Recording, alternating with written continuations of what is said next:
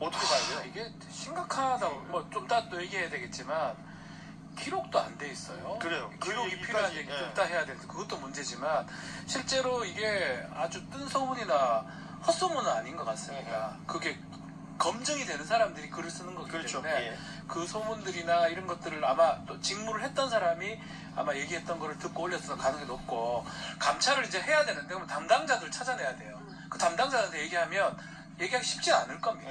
왜냐하면 본인도 범죄가 되거나 징계 사유가 될 수 있기 때문에 숨지 않을까 싶고요. 그렇기 때문에 사실 기록을 해놔야 되거든요. 예. 이전에 다 기록을 했는데 근데 이거는 뭐 지금 보면 지금 드러난 것만 편지 배달 물심부름이겠지만 더 있을 가능성이 매우 높지 않겠습니까? 그렇습니다. 예, 그 술심부름, 담배는 안 피나? 뭐 먹는 거라든지 아니 기어 나간다든지 이런 것들까지 했을 가능성은 또 배제할 수는 없는 거예요. 그러니까 이거는 감찰 문제, 이제 감찰이라는 게 필요한 건 사실관계 확정을 위해서는 당연히 필요한 거고요. 예. 지금 이 상황이 범죄 상황이라는 거를 정확하게 인식을 해야 되거든요. 이제 직권남용죄라는 게 의무 없는 일을 하게 하는 게 직권남용죄고요. 직무유기죄라는 게 의무 있는 일을 안 하면 직무유기죄인데요. 지금 그 대상이 공무원이건 누구든지 간에 지금 특정인이 이런 일을 해라. 그러니까 자기들끼리 자발적으로 하진 않았을 거 아닙니까? 분명히 뭔가 이 7명에 대한 조직이라든지 어떤 윤석열 씨에 대한 편의를 제공해 주는 데 있어서 이것을 그 의무 없는 일을 시킨 사람이 존재를 할 겁니다. 예. 거기에 대해서는 이제 직권남용죄가 바로 적용이 되는 거고요. 뭐 일지를 작성하지 않았다라든지 교도관으로서의 의무를 이행하지 않은 부분은 직무유기가 되는데 여기서 제가 이제 좀 그 말을 첨언해드리고 싶은 게 이 직권남용이라는 거를 가장 저지르기 쉬운 조직이 있어요. 대한민국에. 그게 두 군데의 조직인데 하나가 국정원입니다. 국가정보원. 그리고 또 하나가 대통령경호처입니다. 대통령경호처가 여러 가지 일들을 하다 보면은 이제 막 그 공무원들한테 이렇게 의무 없는 일을 시키는 경우가 많거든요.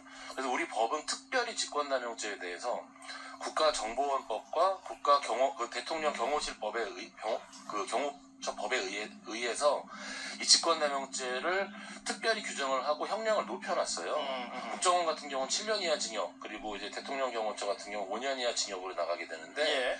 지금 이 의무 없는 일을 하게 만든 지금 아마 대통령 경호처 쪽이 지금 의심을 받고 있다고 생각을 하고 충분히 개연성 있다고 보이거든요.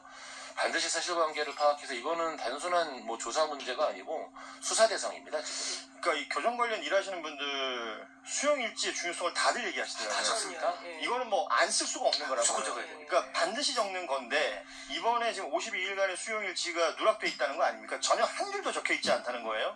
여기에 이제 대통령 경호처에 압박이 있었던 거 아니냐라는 의혹이 있는 것이고 경호처 압력 관련된 의혹을 MBC가 취재해서 보도한 내용이 있는데 그러니까 지난 1월 19일에 영장 발부 내고 나서 윤석열에 대해서 구속이 되고 나서 그 이튿날 경호처가 경호 대상자의 동정 유출 방지 등 보안 유지 협조 요청이라는 공문을 서울구치소에 보냈고요. 그 공문 내용을 보면 언론의 경쟁적 취재로 각종 내부 정보 유출 가능성이 커지고 있다라면서 유출 시의 보안 의무 규정에 따라 관련자가 처벌받을 수 있다. 이거 얼핏 보면 협박처럼 보인단 말이에요. 그렇죠. 예. 지금 이 내용을 보냈다는 것이 그러면 그 수발을 들었다고 말하는 7명의 이 교정 직원들이 기록을 남기지 않은 이유가 되지 않겠느냐. 그렇죠. 그렇죠. 보안. 예, 관련해서 제가 오늘 대통령실의 그 브리핑에서 이걸 물었어요. 예. 대통령실에서도 굉장히 그 위중하게 이 사안을 지켜보고 있다. 그리고 뿐만 아니라 이제 지규현 판사 룸사롱 의혹, 뭐 그리고 이제 검사들 집단 행동 뭐 이런 등등에 대해서도 이게 공직기관과 관련된 물론 사법부는 별도의 책임으로 저희들이 살펴봐야 되겠지만 행정부 안에서 빚어진 이 문제는 묵과할 수가 없는 것이죠. 그리고 감찰로 끝낼 일이 아니라 앞서 변호사님 말씀하신 대로 이것은 수사의 영역이고요. 왜냐하면 지난 2월에 알박기 인사로 김현수 당시 서울구치소장이 임명이 됐어요.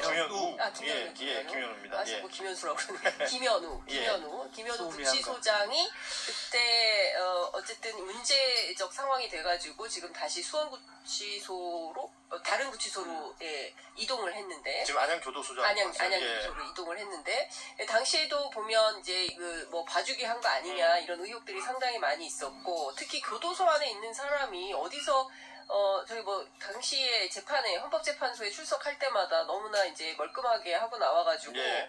뭐 경호처 관계자가 들어가서 해주는 거냐, 그럼 현재 와서 누가 도와주는 거냐, 그 도와주는 사람은 누구냐, 이런 의혹과 그리고 또 공개하라는 요구가 상당히 빗발쳤습니다. 네. 국회를 중심으로. 근데 알고 보니까 교도소 안에 이게 있었다는 거잖아요. 외부 미용사가 직접 뭐 도와준 흔적 이런 그 얘기도 것들까지도 했죠. 지금 예. 나오고 있는 것이기 때문에 종합해서 이거는 뭐 법무부가 엄중 감찰도 하겠지만 대통령실에서도 들여다보고 있다고 하니 이 문제는 경우에 따라 수사로 진전될 가능성이 매우 높다. 저는 그렇게 생각합니다. 문제가 큰 곳은 저는 구치소라고 보거든요. 서울구치소. 경호처에서 압력 행사했던 거는 뭐 지금 드러난 사실상 맞다고 보는데 압력을 행사했다가 받아야 되나요? 그렇지도 않습니다. 뭐 그거는 그 다름의 문제고 결국은 구치소장이라든지 좀 팀장을 비롯해서 7명이 갔다면 예. 그 사람들을 누가 지시를 내렸고 갔는지 어떤 행동을 하게 시켰는지 등등도 경호처 조사도 필요하지만 구치소 조사가 더 중요한 상황이 아닌가 지금 싶어요. 김현우 구치소장 당시에 네. 얘기를 해주셨는데, 그러니까 장영태 의원이 최근에 열람한 내용이 있다고요. 이 윤석열 수용자가 있을 때 수용관리 계획서라는 게 있는데, 여기에 일반 접견과는 달리 접견 시간대 외에 접견 실시 등을 허가한다. 이런 내용이 있었던 겁니다. 거죠. 아시다시피 강의구 전 부속시장이 들어가서 뭐 휴대전화로 전화기. 뭐 강아지 그림을 뭐 사진 봤네 보여주고. 어쨌네 뭐 이런 얘기가 있었던 것이고, 접견도 정해져 있는 시간이 아닌 네. 그 이후의 시간, 심지어는 밤늦게 혹은 본인이 그 석방되던 1박 그날은 1박 2일로 그렇죠. 접견을 하기도 했던 이런 내용들이 따지자면 김현우 전 구치소장, 서울구치소장의 결정으로 이게 벌어진 일이다. 이렇게 되면 아까 우리 김정환 변호사 말씀하셨지만 그 책임이 있는 사람이 딱 정해지는 거잖아요. 이렇게 그렇죠. 되면. 네. 그럼 이 사람은 지금 단순히 뭐 직권남용 뭐 이런 것들이 아니더라도, 직무유기 이런 것들이 아니더라도 더 처벌받을 수 있는 것도 있는 거 아니에요? 저는 이렇게까지 얘기할 필요가 있을까 싶은데 내란 방조에 해당한다고도 느낌도 들어요. 연결까지 된다. 그러니까 막 그걸 너무 막 인간성을 이렇게